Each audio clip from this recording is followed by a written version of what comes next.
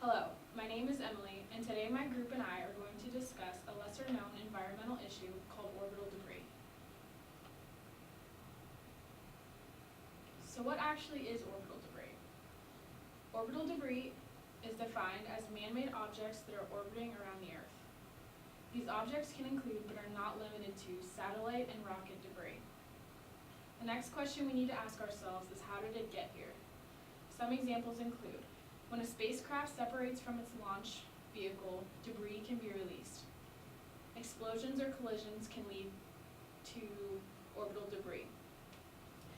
Thermal stress and also small particle impacts. Here are some statistics on orbital debris. Millions of debris particles exist in this orbital.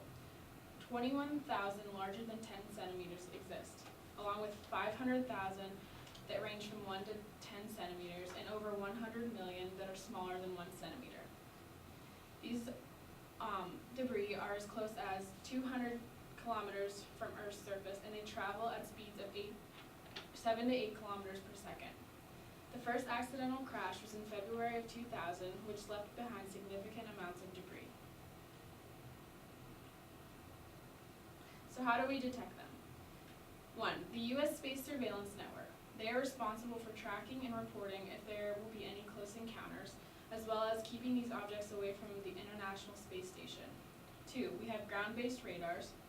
And 3. Examinations of the impact debris particles leave on the surface of spacecrafts. This image shows the sensors and radars that are part of the U.S. Space Surveillance Network.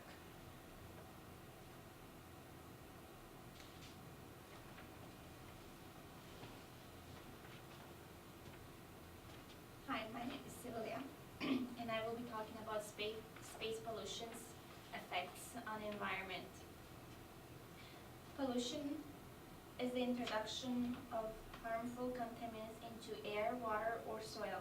These contaminants can have dire effects on entire ecosystems, making life more difficult for humans, plants, and animals.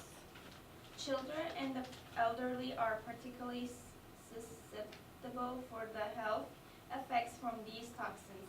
In many cases, exposure to pollution has cumulative effect on the body.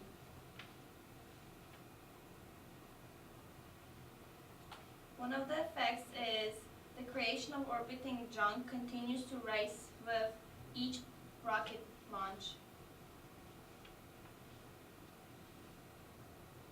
The second effect will be that the environment will continue to get worsened if we continue on the same path. The only environmental issue to be resolved is how quickly the environment in various regions worsens.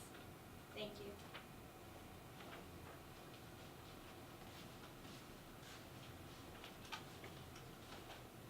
Hi, my name is Jiwon Choi, and I'll be talking about the health effect on the Earth's surface. Debris poses a hazard to the surface of the Earth. High melting point materials such as titanium, steel, ceramics, or large or densely constructed objects can survive atmospheric re-entry to strike the Earth's surface. Although there have been no recorded fatalities or severe injuries due to debris, re-entering objects are regularly observed and occasionally found. The photo on the left is an image of the Earth's orbit and the region of space within 2,000 kilometers of the Earth's surface to show the most concentrated area for orbital debris on the right. This image is generated from a distant oblique vantage point to provide a good view of the larger population of the objects over the northern hemisphere that is due mostly to Russian objects in high inclination, high eccentricity. The effects of the debris on other spacecraft range from surface abrasion due to repeated small particle impact to a catastrophic fragmentation due to a collision with a large object. The frequency of collisions between active satellites as debris species is going to increase. Thank you.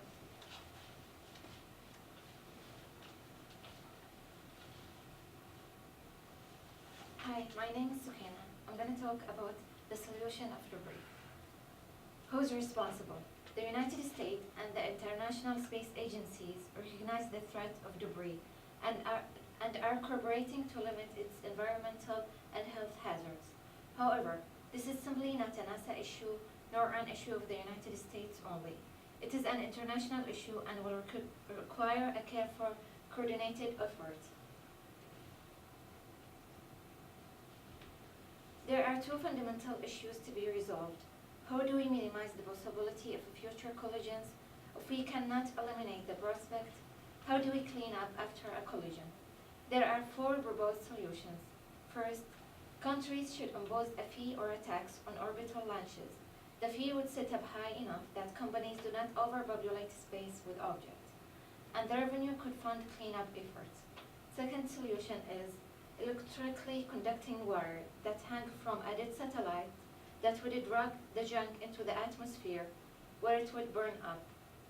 A third solution is a collector satellite, which is a sort of space garbage truck that could simply scoop junk up, haul it down near the atmosphere, and release it into a death spiral.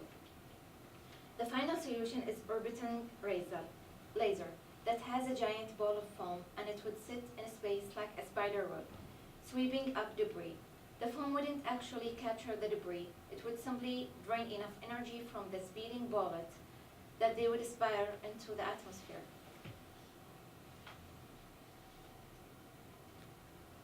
There are two courses of remediation: protection and mitigation. Protection seeks to shield spacecraft and utilize intelligent design practice to minimize the effect of debris impact. Mitigation attempts to prevent debris from being created that include collision avoidance between objects and the intentional re-entry of objects over the ocean. That was the health, environmental effect, and the solutions of debris. Thank you for listening.